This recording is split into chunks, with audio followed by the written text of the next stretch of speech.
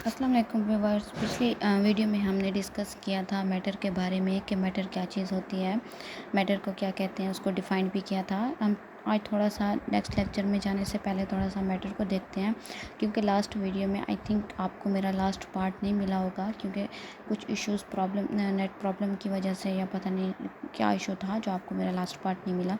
तो हम यहाँ मैटर इज़ डिफाइंड एज से थोड़ा सा डिस्कस कर लेते हैं। तो matter is defined as matter को डिफ़ाइन किस तरह किया जाता है कि एनीथिंग, वो तमाम चीज़ें जिनका मास भी होता है और वो जगह भी घेरते हैं, तो इन सब को क्या कहते हैं, मैटर कहते हैं। अब अगर ऑलमोस्ट हम देखें तो हमारे आसपास जितनी भी चीज़ें हैं वो सब उनका अपना मास भी होता है, उनका अपना वॉल्यूम भी होता है, मतलब वो जगह भी लेते हैं और क्या है कि उनका वज़न भी होता है। तो ये सारी चीज़ें हमारे अराउंड जितनी भी चीज़ें होती हैं ऑलमोस्ट हम उनको ये कह सकते हैं कि तमाम चीज़ें क्या हैं, मैटर हैं। The quantity of matter in an object in its mass, जो उसकी क्वांटिटी होती है, मैटर की क्वांटिटी जो होती है किसी भी ऑब्जेक्ट में, वो क्या होता है, उसका मास होता है। We can see that almost everything in the universe is made up of matter. हम देखते हैं कि ऑलमोस्ट मैंने पिछले भी वीडियो में कहा था कि ऑलमोस्ट जितनी भी चीज़ें होती हैं वो सब क्या होती हैं, वो मैटर ही होती हैं। हमारे यूनिवर्स में ऑलमोस्ट जितनी चीज़ें हैं वो मैटर ही हैं। तो क्या है कि हमारे जो मैटर में क्या क्या चीज़ें आ रही होती हैं, हमारे मैटर में सॉलिड चीज़ें भी आ रही होती हैं। हमारे उस मैटर में क्या होता है कि सॉलिड चीज़ें भी हैं, लिक्विड चीज़ें भी आ रही होती हैं, गैसेस भी आ रही होती हैं। तो ये सारी चीज़ें अगर हम कह सकते हैं कि ये सारी चीज़ें क्या हैं हमारे मैटर में, हमारे यूनिवर्स में जितनी सारे लिक्विड गैसेस हैं, जितनी भी चीज़ें हैं, ये सब क्या है, मैटर है। ठीक है, क्योंकि इनका अपना मास भी होता है और इनका अपना कोई वॉल्यूम भी होता है। अगर हम कुछ एग्जांपल देखें तो द फूड वी ईट, जो खाना वो जो हम खाते हैं, पानी वो जो हम पीते हैं, एंड एयर वी ब्रीथ, और सांस वो जो हम लेते हैं। तो देखिए ना, इसमें आ गई हैं ना, सॉलिड चीज़ें भी आ गई हैं, इसमें लिक्विड भी आ गई हैं और इसमें गैसेस भी आ गई हैं। मैन हिमसेल्फ इज़ मैटर, जो इंसान है, जो ह्यूमन है, जो आदमी है, वो भी मैटर है, वो ख़ुद एक मैटर है। हम, आप, मैं, जितनी भी हमारे इधर लोग हैं, ह्यूमन बीइंग हैं, वो सब क्या है, मैटर है। अब जितनी भी लिविंग थिंग्स हैं या नॉन लिविंग थिंग है, क्या हम उनको मैटर कह सकते हैं? तो जी बिल्कुल कह सकते हैं। जितनी भी हमारे पास लिविंग थिंग्स होती हैं या वो नॉन लिविंग थिंग्स हैं, जितनी भी हैं हमारे यूनिवर्स में, वो सब क्या हैं, मैटर हैं। A piece of matter is pure form is called substance. तो पीछे मैं प्रीवियस वीडियो में मैं सब्सटेंस के बारे में आपको अच्छा खासा डिटेल में बता चुकी हूँ कि वो सब्सटेंस क्या चीज़ होती है। तो जो मैटर की बिल्कुल प्योर फॉर्म होती है वो सब्सटेंस ही होती है। इधर एग्जांपल लें तो प्योर वाटर की एग्जांपल ले लें, तो प्योर वाटर किसकी एग्जांपल है, सब्सटेंस की एग्जांपल है। उसके बाद जो हमारे पास जो प्योर सब्सटेंस होते हैं उसमें एलिमेंट्स भी आते हैं और उसमें क्या आते हैं, कंपाउंड्स भी आते हैं, और इम्प्योर सब्सटेंसेस भी कुछ होते हैं। इम्प्योर सब्सटेंसेस में क्या आते हैं, हमारे पास मिक्सचर आ जाते हैं। अच्छा, ऑलमोस्ट मैं एक वर्ड आपको बार बार कह रही हूँ, ऑलमोस्ट। तो मैं ऑलमोस्ट क्यों कह रही हूँ, क्योंकि ऑलमोस्ट जितनी भी चीज़ें होती हैं वो क्या होती हैं, मैटर होती हैं। लेकिन क्या है कि हमारे पास एक बल्ब है, ठीक हो गया, बल्ब ले लें अगर हम, या हम ले लें सन, ले लें सूरज ले लें, तो इन दोनों को हम कह सकते हैं कि ये दोनों क्या हैं, ये दोनों मैटर हैं। ठीक है, ये दोनों मैटर हैं, हम कह सकते हैं। लेकिन इनके बीच में जो हमारे पास लाइट आ रही है, रोशनी आ रही है, वो क्या है, वो मैटर नहीं है। इनको हम मैटर कंसीडर नहीं करते। जो बल्ब वगैरह से रोशनी आती है, जो सूरज से रोशनी आ जाती है, हम क्या है, इनको मैटर कंसीडर नहीं करते, ये हमारे पास मैटर नहीं होते। आई होप आपको मैटर की तो अच्छे से समझ आ गई होगी। तो आज का जो हमारा टॉपिक है, जो हमारा मेन टॉपिक है, वो क्या है, एलिमेंट है। तो आज हम डिस्कस करेंगे एलिमेंट के बारे में कि एलिमेंट होता क्या है। अच्छा, एलिमेंट को डिस्कस करने से पहले थोड़ा हम देख लेते हैं एटम क्या चीज़ होती है। एक वर्ड आप लोगों केमिस्ट्री में पढ़ेंगे, बार बार पढ़ेंगे, तो वो क्या होता है, एक एटम होता है। एटम बेसिकली होता क्या है, एटम एक बहुत ही स्मॉलेस्ट पार्टिकल्स होता है, स्मॉलेस्ट बहुत ही स्मॉल पार्टिकल होता है, जिसको क्या है कि हम अपनी नेकेड आइज से भी नहीं देख सकते। नेकेड आइज मीन हम अपनी इंसानी आँख, जो हमारी आँख है, हम उसको उससे भी नहीं देख सकते। इस एटम को देखने के लिए क्या है कि एक स्पेशल किस्म के क्या है, माइक्रोस्कोप होते हैं। ठीक है, माइक्रोस्कोप अरेंज किए गए हैं जिससे हम क्या है इस एटम को ईजिली देख सकते हैं। अगर हम इस एटम के स्ट्रक्चर की बात करें तो एटम का स्ट्रक्चर कैसा है, तो इस तरह एटम का कुछ स्ट्रक्चर होता है। एटम के बीच में क्या होता है, ये हमारे पास एटम के बीच में है न्यूक्लियस है, हमारे पास नहीं लेकिन एटम के पास होता है न्यूक्लियस। ठीक है, ये एटम के बीच में क्या होता है, न्यूक्लियस होता है जिसमें क्या होते हैं, प्रोटॉन होते हैं और न्यूट्रॉन होते हैं। ठीक है, एटम के बीच में क्या होते हैं, प्रोटॉन होते हैं और न्यूट्रॉन होते हैं। प्रोटॉन पे पॉजिटिव चार्ज होता है और जो न्यूट्रॉन्स होते हैं वो न्यूट्रल होते हैं, वो एज अ पॉजिटिव भी एक्ट करते हैं, वो एज अ नेगेटिव भी एक्ट करते हैं। उसके बाद न्यूक्लियस के बाद क्या होती हैं, ये शेल्स होती हैं न्यूक्लियस की, जिनको हम क्या कहते हैं, ऑर्बिट भी कहते हैं। साइंटिस्ट ने नाम दिया था, हमने नहीं दिया था, हम साइंटिस्ट को फॉलो कर रहे हैं। तो इनको क्या कहते हैं, ऑर्बिट कहते हैं। और इन ऑर्बिट में क्या होते हैं, इन ऑर्बिट में क्या, इनके एटम की क्या होती हैं, इलेक्ट्रॉन्स होते हैं जिन पर क्या होता है, नेगेटिव चार्ज होता है। इन इलेक्ट्रॉन्स पर कौन क्या चार्ज होता है, नेगेटिव चार्ज होता है। और ये क्या करते हैं, अपने ही ऑर्बिट में क्या करते हैं, रिवॉल्व होते हैं। जिस तरह हमारा जो अर्थ है, जो हमारी अर्थ है वो क्या है कि वो सन के जो इर्द गिर्द क्या है, ये सन है हमारे पास, और ये हमारे पास कुछ प्लैनेट्स हैं जो क्या है, सन के गिर्द क्या होते हैं, रिवॉल्व होते हैं। तो इसी तरह एटम को भी हम इसी तरह कंसिडर कर लेते हैं कि एटम क्या है, कि वो एज हमारे पास जिस तरह सोलर सिस्टम होता है वैसे ही ये एटम ही है। ठीक है, अच्छा एक और बात, एटम में जब भी हमारे पास कोई भी केमिकल रिएक्शन हो रहा होता है तो उसमें ये जो एटम होता है, ये एटम जो है ये हिस्सा लेते हैं, इसकी वजह से हमारे पास केमिकल रिएक्शंस हो रहे होते हैं।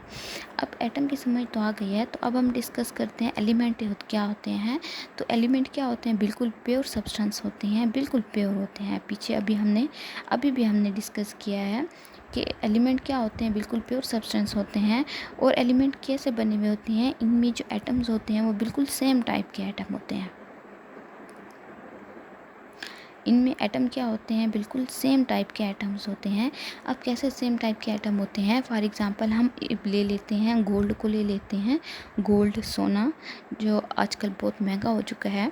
खैर, ये जो सोना है, ये जो गोल्ड होता है, या अगर हम बात कर लें सिल्वर की बात कर लेते हैं, जिसको हम क्या कहते हैं, चांदी कहते हैं। तो ये गोल्ड और ये जो सिल्वर जो हैं, ये हमारे पास प्योर एलिमेंट्स होते हैं। ठीक है, अगर हम इनको ब्रेक डाउन करें, ठीक है, इनको इतना ब्रेक डाउन करें कि इनका बिल्कुल ही छोटा सा एक टुकड़ा हमारे पास रह जाए, तो वो एक छोटा सा उसका पीस भी ना हमारे पास वो एलिमेंट ही रहेगा। ठीक है, सॉरी, वो गोल्ड ही रहेगा। एलिमेंट जो गोल्ड है वो एलिमेंट है। ठीक है, और गोल्ड को हम जितना भी तोड़ें, ब्रेक डाउन करें या उसकी शेप चेंज करें, उसमें हम डिज़ाइनिंग कर लें, लेकिन गोल्ड गोल्ड ही रहता है।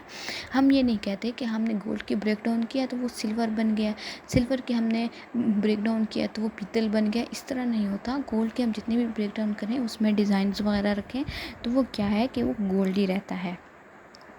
अब इस एलिमेंट की एक एग्जाम्पल नीचे बुक में जो हमारे पास डेफिनेशन दी गई है वो क्या है कि an element is a pure substance, जो बिल्कुल प्योर सब्सटेंस होता है element, which can not be split up into other simpler substances by any ordinary physical और केमिकल प्रोसेस। ठीक है, जो ये प्योर सब्सटेंसेस होते हैं जिनको हम स्प्लिट अप नहीं कर सकते दूसरे सब्सटेंसेस में, जितना भी हम इनको ब्रेक डाउन करेंगे तो वो एलिमेंट ही रहेगा। फॉर एग्जांपल, अगर हम यहाँ बात करते हैं कार्बन की बात करते हैं, कार्बन 12 की बात करते हैं, तो ये कार्बन 12 क्या है, ये हमारे पास क्या है, इसको हम अगर ऐसा कंसीडर कर लें कि ये क्या है, इसमें एलिमेंट है। ठीक है, इसमें जितने भी हमारे पास एटम हैं वो सब किस चीज़ के हैं, वो कार्बन के ही हमारे पास एटम पाए जाते हैं। ठीक है, तो हम इस कार्बन की जितनी भी ब्रेक डाउन करेंगे, इस वाले ये जो कार्बन 12 है, इसको जितना भी ब्रेक डाउन करेंगे हम, तो ये हमारे पास कार्बन ही रहेगा। ऐसा नहीं है कि इसको ब्रेक डाउन करते जाएं एंड पे ये हाइड्रोजन आके मिल जाए, इस तरह नहीं होता, ये गलत है। इसको कार्बन को हम ब्रेक डाउन करेंगे, जितना ब्रेक डाउन करेंगे ये कार्बन ही निकलेगा, ये हाइड्रोजन कभी भी नहीं आएगा। ठीक है, अगर हम इसकी एग्जांपल देख लें तो इसकी एग्जांपल है हमारे पास गोल्ड। पीछे अभी मैंने आपको इसकी एग्जांपल दिया है, ठीक है। Gold is an element, it can never be converted into any other simpler substances by ordinary physical और केमिकल रिएक्शंस, ठीक है। गोल्ड को हम अगर फर्दर इनकी जो ब्रेक डाउन करते हैं या इनकी कुछ डिज़ाइनिंग वगैरह शेप वगैरह चेंज करते हैं तो वो गोल्ड का गोल्ड ही रहता है, वो सिल्वर में चेंज नहीं होता। The fundamental unit of element in atom, जो फंडामेंटल यूनिट है एलिमेंट का वो क्या है, एटम ही है, ठीक है। हम ये नहीं कह सकते कि क्या है कि इस जो हमारे पास जो एलिमेंट है उसका जो यूनिट है वो कोई और है, नहीं, एलिमेंट का यूनिट हमेशा एटम रहता है, और ये MCQs में भी आ सकता है, बहुत इंपॉर्टेंट पॉइंट है।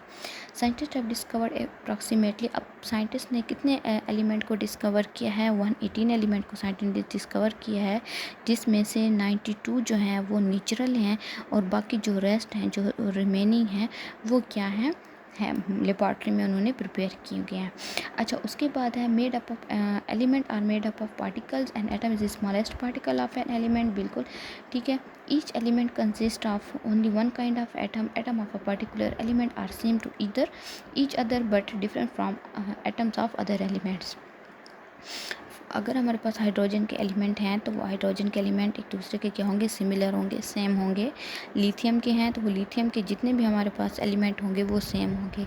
हाँ, हाइड्रोजन और लिथियम एक दूसरे से क्या हैं, डिफरेंट होते हैं।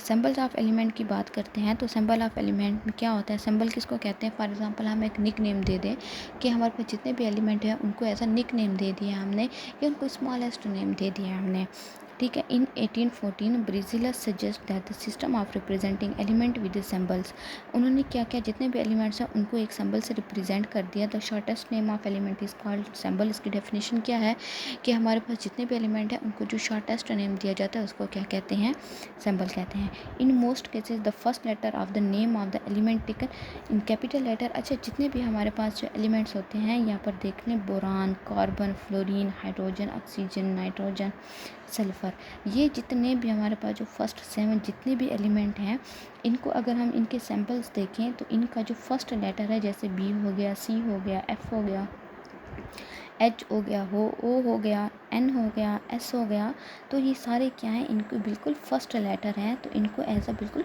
फर्स्ट लेटर में नेम दिया गया है, ठीक है। फर्स्ट लेटर उनको क्या है, ऐसा उनको सिंबल दे दिया गया है। लेकिन नीचे देखें, अगर हम हमारे पास एल्यूमिनियम है, कैल्शियम है, या हम देख लें मैग्नीशियम है, तो क्या है कि इनके साथ जो है इसका साथ वाला दूसरा लेटर भी ऐड किया गया है।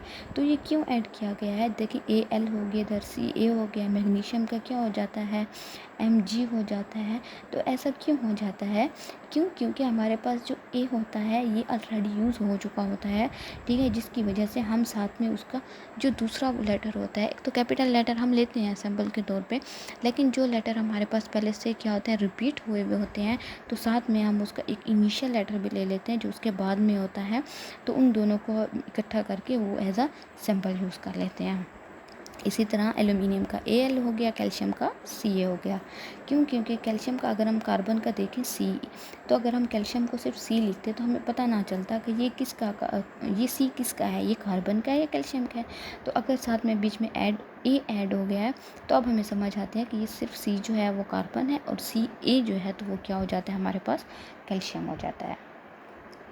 नेक्स्ट देखें तो some element symbol start with the Latin और ग्रीक लैंग्वेज ने, और कुछ जो हमारे पास एलिमेंट हैं, ठीक है, उनको उनके लैटिन वर्ड या उनको ग्रीक लैंग्वेज में उनको नाम दे दिए गए हैं। जैसे कि हमारे पास एंटीमोनी है तो इसका जो हमारे पास ग्रीक वर्ड है वो स्टीबियम है, और इसको Sb से सिंबल दिया गया है।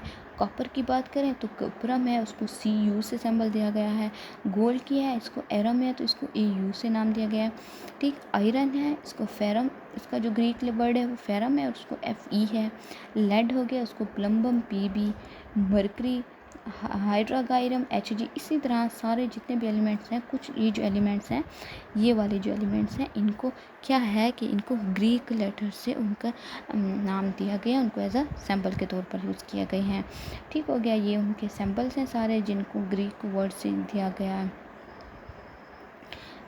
बाकी जो है हमारे पास, अच्छा ये जो हमारे पास ये जो सिंबल दिए गए हैं, हम इनको ये वाले वर्ड नहीं पढ़ते, ठीक है। हम उनको ये वाले जो सिंबल ये नहीं पढ़ते, हम उनको ये पढ़ते हैं कि एंटीमोनी का क्या है, एसबी है, कॉपर का क्या है, सीयू है, गोल्ड का क्या है, एयू है, आयरन का क्या है, एफई है, लेड का क्या है, पीबी है, मरकरी का क्या है, एचजी है, पोटाशियम का सिंबल क्या है, के है, सिल्फर का क्या है, एजी है, ठीक है। और हमारे पास सोडियम का क्या है, Na है, टिन का क्या है, Sn है, और क्या है टंगस्टन का क्या है, हमारे पास W है। तो हम ये इस तरह पढ़ते हैं, हम इनको ये नहीं कहते कि इनका जो ये इनका जो ग्रीक सिंबल है वो ये है, या इनका जो लेटिन सिंबल है वो ये, हम इनको इस तरह